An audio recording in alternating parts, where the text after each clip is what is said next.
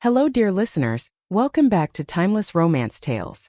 Before we begin, don't forget to like this video and subscribe for more forbidden aristocratic romances, dangerous dukes, and the kind of love that alters destiny under moonlight. Now tonight's tale begins with a single wrong door, and the duke who refused to let her walk away afterward. Let's begin. Lady Evelyn Rossington had never been afraid of society, but she was terrified of parties thrown by her mother's oldest friend, because they were always crowded, always loud, and always full of drunk lords who forgot what manners were. Still, she had been dragged to the gathering, told to socialize more, and try not to look so bookish. By midnight, Evelyn's head throbbed. She needed air. Or better yet, a quiet room. She slipped upstairs unnoticed, wandering down a dim corridor lined with portraits of grim-faced ancestors. "Just 1 minute of silence," she whispered. "One blessed minute."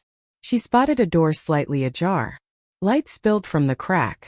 "Oh good," she murmured. "An empty study." She pushed gently and stepped inside. It was not an empty study. 3 men stood around a long table covered in maps, coded letters, and what looked horrifyingly like weapons.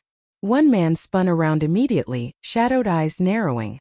The second reached for something under his coat, and the third, the tall, broad-shouldered man at the head of the table, froze mid-sentence and stared at her with piercing ice-blue eyes.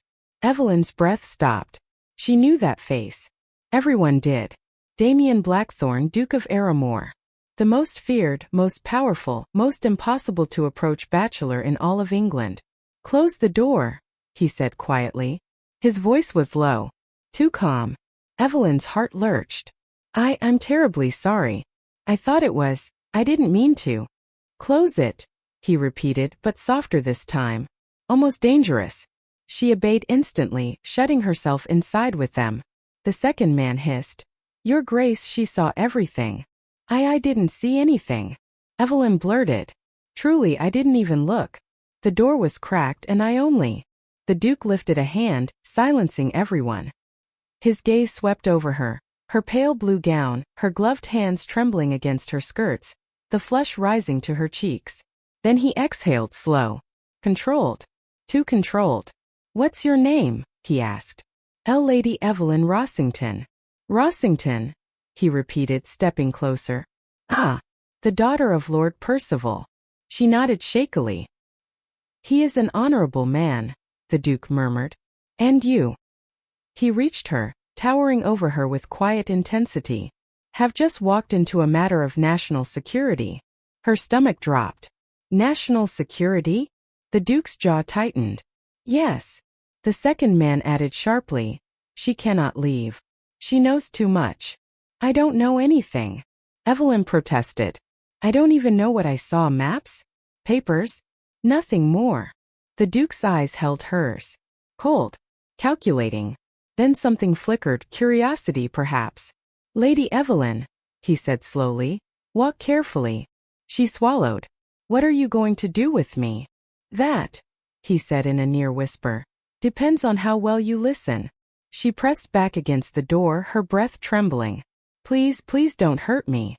"Hurt you?" He looked almost offended. "I've never harmed a woman in my life." "But your friend just said that you know too much," the Duke said. "Which is true." Evelyn's throat locked. "So," he continued, "there are only 2 options." The room held its breath. He stepped closer, his voice dangerously calm. "You leave under my protection." He lifted her chin with one gloved finger, eyes burning into hers. "Or you do not leave at all." Her pulse roared. "That sounds like a threat," she whispered. "It's a promise," he murmured. She stared at him wide-eyed. "Why are you even involved in something like this? You're a duke, not a spy." One corner of his mouth lifted. "A duke is many things. And tonight, I am the only man standing between England and catastrophe." Evelyn's knees weakened. "And I ruined your work." "No," he said. "You simply complicated it." What will happen to me?" "You will remain here until the meeting is finished," he said. "Then you and I will have a conversation about what you saw." "I didn't see anything," she insisted. "That," he corrected, "is exactly what we need to talk about." An hour later, after the other men left through a hidden passage, the Duke closed the last document and turned to her. Come here. Evelyn stood frozen. I'm fine here. His voice dropped. I wasn't asking. Heart racing, she took slow steps toward him. He stopped inches away. Tell me exactly what you saw. Nothing. Evelyn. Her name in his mouth felt like a sin. You opened a door no one should have touched. And yet you didn't scream. You didn't run. You didn't faint. I froze. You observed, he corrected softly. Calmly. Quietly. You watched. He leaned closer. That is dangerous. She swallowed. Why? Because you think I'm a spy. No, he murmured, brushing a strand of hair behind her ear. Because I think you are smarter than you pretend to be. Evelyn's breath caught. The Duke's eyes softened just a fraction. You see, Lady Evelyn, now that you've stepped into my world, I cannot allow you to walk back out unprotected. I have a family, she whispered. A life.